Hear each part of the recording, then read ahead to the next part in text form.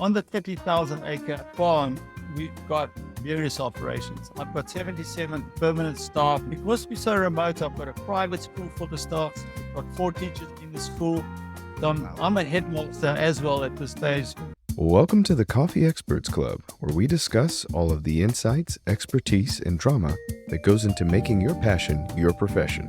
Our hosts, Aaron, Ben, and Drew, are 3 coffee experts who have taken their coffee experience and turned it into true expertise. They have consulted with major coffee brands throughout the United States and beyond, providing operations expertise and growth strategy for drive-through openings, multiple locations, and everything in between. So brew yourself a cup and hang out a bit with the Coffee Experts Club. Welcome to Coffee Experts Club, everybody. Great to have you guys back here with us again for another Tuesday of just talking to amazing people about something that we all love, and that's coffee. Obviously, you know, Ben and Drew, they are co-hosts with us for Coffee Experts Club, 2 guys that have been doing coffee for a long time in a lot of different places. But one of the places that we're most excited about, and has become a recent client of ours, is in Belize. Down in Belize, we've got a coffee client called Coffee de los Mayas. If you've been hanging out with us for any amount of time, you've heard us talk about Coffee de los Mayas in San Ignacio, Belize. But the guy that we're going to talk about today, and Drew, I'm not going to lie, I feel like you and I have got to spend a lot of time down there. We've been trying to rope Ben into Belize for a while now. But Belize is such a special place to us. But I'll tell you what, the guy that we're going to talk to today, I'm super excited about, because what he's got going on in Belize is something so unique and something so beautiful. And so we've been doing the show a little over a couple of years now, and I think I'm probably one of the most excited to talk to the guy we're going to talk to today about coffee because of what he's doing. So today we're going to have with us on the show, Malcolm Robinson, who is the general manager at Gallon Jug in Belize. And so Malcolm, thank you so much for being willing to join us today and hang out a little bit. Perfect. Thank you. Thank you for inviting me. Looking forward to speaking about our wonderful products here. Yeah. I love it. So Malcolm just told us too, obviously in Belize, it just started raining. So he said, hey, if I can't hear you, I'm just going to lean in a little bit because the rain's coming down so loud outside, I can barely hear. So that's the beauty of Belize. It goes from being hot to rainy and all of the above. So Malcolm, we're going to hope you hear us all the way through today's show. So Malcolm, when I was in Belize, so obviously I've been coming to Belize for the past 22 years, and I've been good friends with Rudy Plett from Coffee de los Mayas for the last 20 years, and just such a good dude. And we started talking about helping him with Coffee de los Mayas. He said, hey, I'd really like to do my coffee through this guy I know at Gallon Jug. And he brought up your name. And Drew and I, as we were consulting with him and talking about, coffee and what we'd like to help roll out by way of retail and what that looks like and how it all rolls out, coffee and sourcing is a big deal. It's a big deal for what, we do is it's not just the service industry, it's the quality of what we're serving. And so this is a big conversation. And so when he talked about that, I said, well, tell me a little bit more. And so he started telling me about it. And then he actually flew me out to your place at Gallon Jug, which is, it's not just like right down the street. Anybody that's listening, you're like, well, San Ignacio, isn't it right there? And you're actually located in the middle of a pretty big jungle, and it's a pretty amazing flight and landing in. And when I saw it, I just thought, this could be a picture book. In fact, I think when I told Ben about it, and I told him just like the relationship you had with Rudy and the beans that you were going to be supplying and serving in Belize from Belize, Ben's like, man, coffee retailers in America would dream of a relationship like that. And so Malcolm, we just want to say thank you for how you partnered with Coffee de los Mayas. And we would love to hear a little bit about Gallon Jug. And I know it's not just coffee that you do there. You guys do so much there on the estate. And we would love just to hear kind of how you got involved and from your end of things. I'm from Africa, and originally when the company approached me in February 2018 and said, listen, I've got the perfect job for you, I said, I'm not interested. They didn't tell me where it was. I just said, I'm not interested. I don't want to hear where it is. I don't want to know anything about it. I'm happy where I am. I'm having a great time. It's under control. I'm happy, And then they called me again in July and said, no, listen, we really want to talk to you. So they said to me, I said, wait, it's okay. So where is it? They said Central America. I said, no, I'm not interested. I'm not interested. All we hear about Central America is the drugs and cartels and everything, which absolutely not true, especially for Belize. And then I said, is it Mexico or is it, Costa Rica? Because those are the main places that you always hear about. And they said it's Belize. I said, where they are in Belize? I really have never heard of Belize in my life before. I spent a week here with him on Gallon Jug, and I just fell in love with the place. And fly in here and you land here, like you're living in this little paradise, so removed from everything else that you know. It's just absolutely phenomenal. We are a 30,000 acre private farm in the middle of 550,000 acres of protected natural rainforest, which is absolutely phenomenal. We're the only private organization in the middle of this 500,000 acres of protected rainforest, which is phenomenal. And I fell in love with it. I went back to South Africa. I was working in Botswana in the safari industry. I was the CEO of 2 companies up there. And I had a board meeting. So I said, are you finally back from your holiday? Are you going to start working this year? So I said, I am, but I'm resigning. I'm heading off to Belize. And they said, you can't be serious. I said, I am. It's an opportunity that I have to do. Not so much a financial opportunity for me. Obviously, it's just so much more to it. And obviously, the finances, okay, I get paid a salary and I live very comfortably. I've got a beautiful house on the farm and I've got everything that I want. I am a permanent resident of Belize now. I'm hoping to stay until I can't work anymore one day. And I hope that's like 10, 12 years away still. So let's see what happens. On the 30,000 acre farm, we've got various operations. I've got 77 permanent staff. Because we're so remote, I've got a private school for the staff. So we've got 4 teachers in the school. So I'm a headmaster as well at this stage. And we've got this brilliant eco lodge called Chanchich Lodge. You could have a look at it on our website. It's called www.chanchich.com. And it's just absolutely phenomenal. Besides the lodge, which offers so much activity, we've got so many. You have to stay here for 4 days, and we've got guests that I've just said goodbye to guests now. They've been here 23 times, 23 years in a row, and they stay for like 25, almost stay a month every year, and it's just phenomenal. Right, they do feel they own the place, but it's wonderful having them though, because they've been here so long. They've seen so many managers come and go over the years. So our main focus on the farm, we've got the horses, we've got the cattle, we've got a hot sauce operation. But obviously what we want to talk about is our coffee. We've got what we say is the best coffee produced at 400 feet above sea level. Because I think we're the only people that can produce coffee 400 feet above sea level. But it's a good coffee. We've got partners like ourselves that buy our coffees, and it's a really good coffee. I travel with my coffee everywhere now. So I'm so used to it. I don't want to drink any other coffees.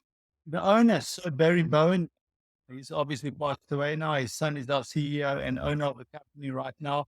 He started coffee as a hobby. This whole farm was a hobby. Let's do this, let's do that. Let's build a lodge for his friends.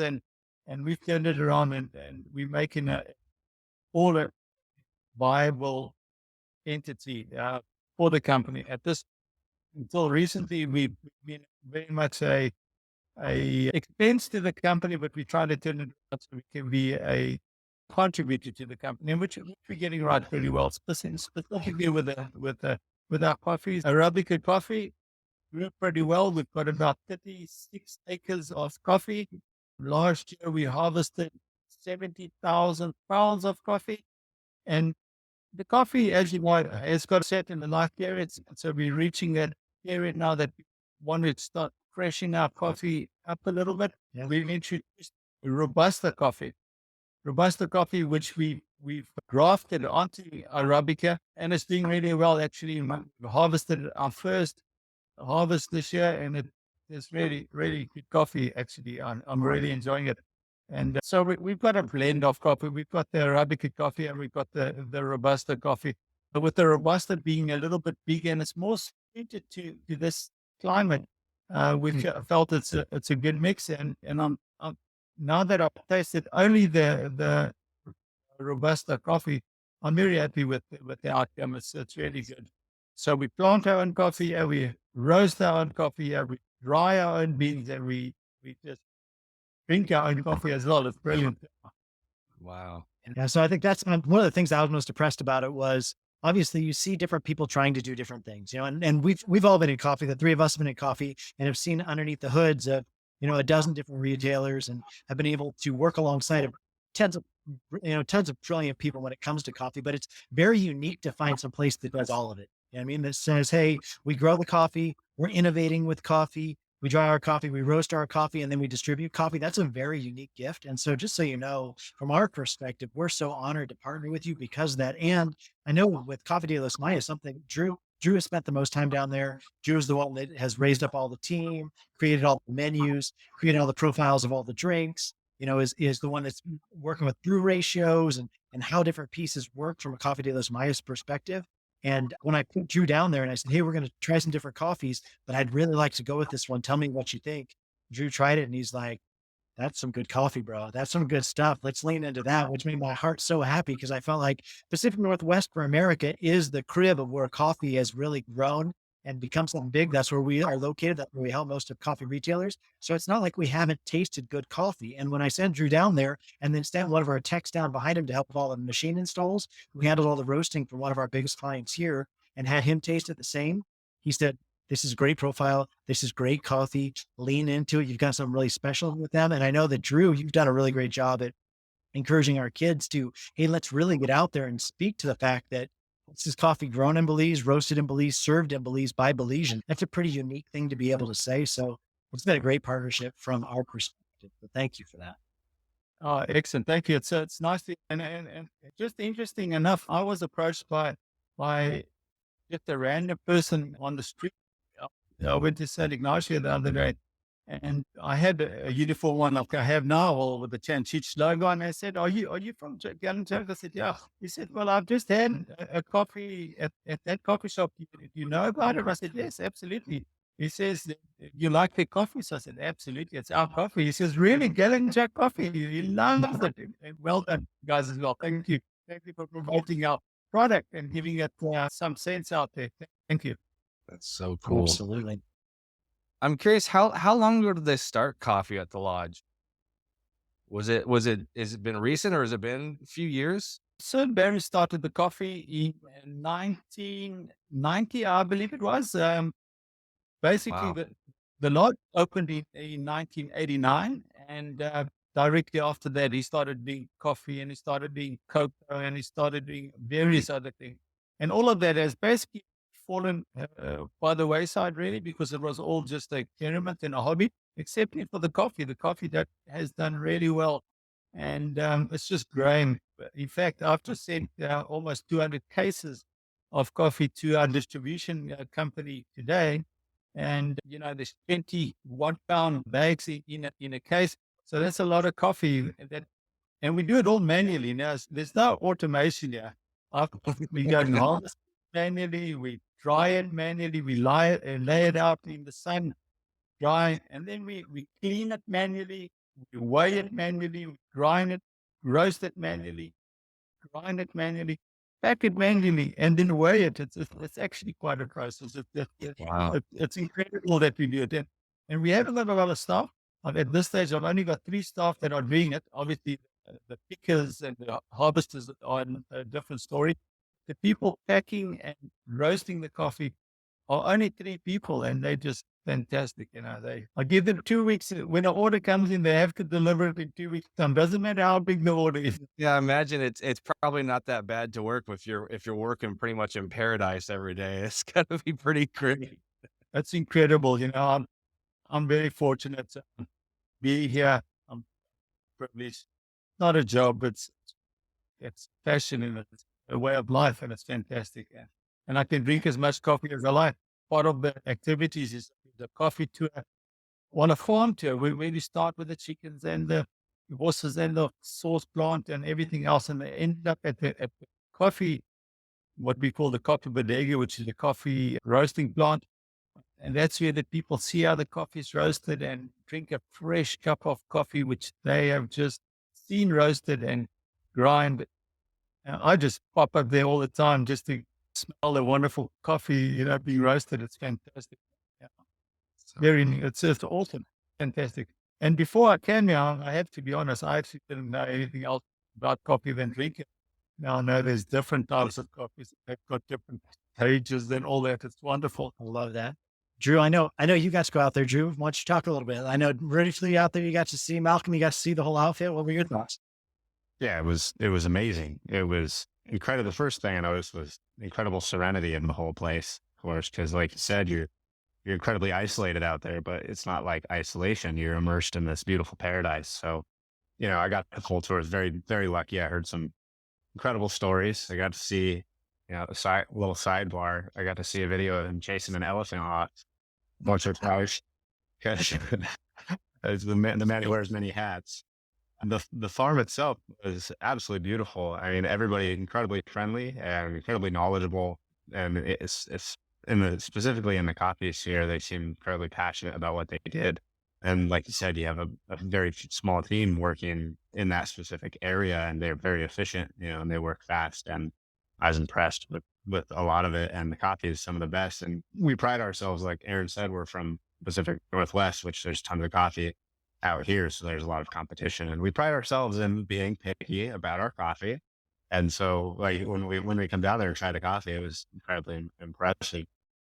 Hey, coffee experts. Those of you running independent coffee shops, you're always looking for ways that you can drop your costs. And we here at the Coffee Experts Club really understand that. And so we've started something called Indie Coffee Coalition. And what it's designed to do is to drop your costs on two of the things that you're probably experiencing the highest sales volume in your store. And that is energy drink and frat mix. Those two line items, we've created our own products and are offering you those products at a reduced cost so that you can cut out the Red Bull of America. You can cut out the main lines of energy drinks that you're doing and serve your own energy drink at a reduced cost on a line item that you're probably already making a lot of sales on anyway. The best way that you can grow sales is by dropping your costs and maintaining a current volume. So check us out at indiecoffee.co, and we'll love to tell you more there.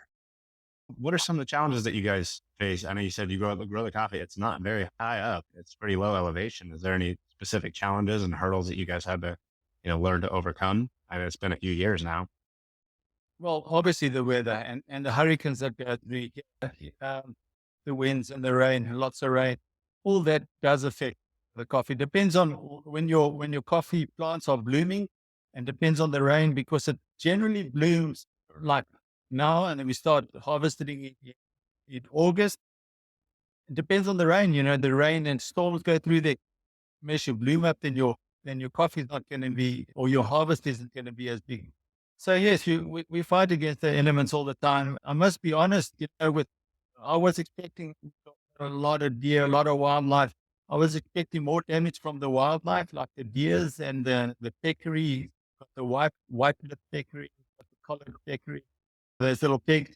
And I was expecting them to cause more damage, but actually not. So we're Wow. fortunate, actually. It's mainly the weather and stuff like that affects us a lot.